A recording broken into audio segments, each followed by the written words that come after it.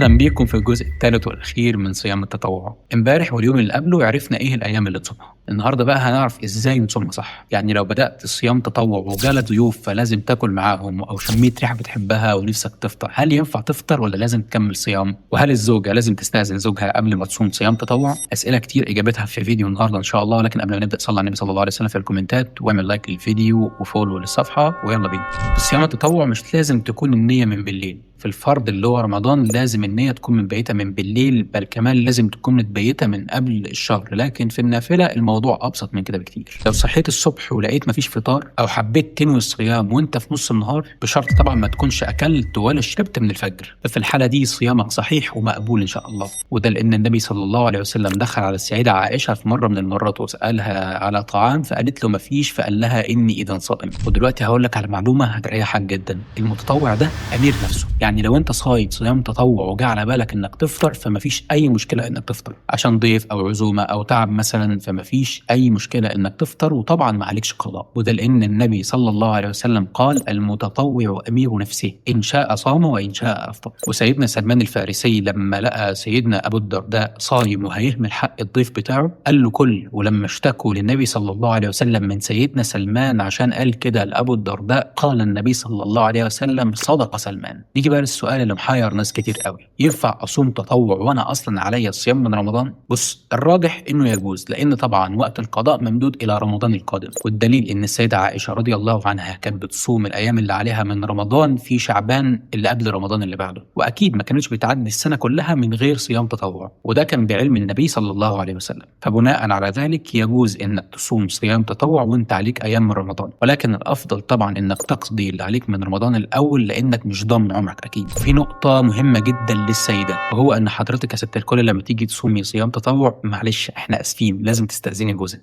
لو اذن لك صومي، ولو ما اذنش ما تصوميش. وده لان النبي صلى الله عليه وسلم قال لا تصوم المرأة وبعلها شاهد الا باذنه، لان حق الزوج في الاستمتاع واجب، والصيام التطوع نافلة، والواجب يقدم على النافلة. وصفوان بن المعطل كان صحابي من صحابة رسول الله، وراح اشتكى للنبي صلى الله عليه وسلم ان مراته بتصوم كتير وهو رجل شاب ولا يصبر. فالنبي صلى الله عليه وسلم أكد على ضرورة الاستئذان طالما الزوج موجود في البيت وما سافرش. كده احنا بفضل الله في الجزء ده واللي قبله واللي قبله شرحنا صيام التطوع من الألف إلى الياء. وحابب أقول لك إن والله العظيم الدين يسر، والنافلة دي هدية أنت بتقدمها لنفسك. فمن فهم مقاصد العبادة نال في طاعته الزيادة. فاعبد الله بعلم وتقرب إليه بفهم تنجو من المشقة والوهم. اعمل لي فولو عشان تعرف كل يوم معلومة جديدة عن الصيام. أنا عبد الرحمن هلال، استنوني في فيديو بكرة إن شاء الله.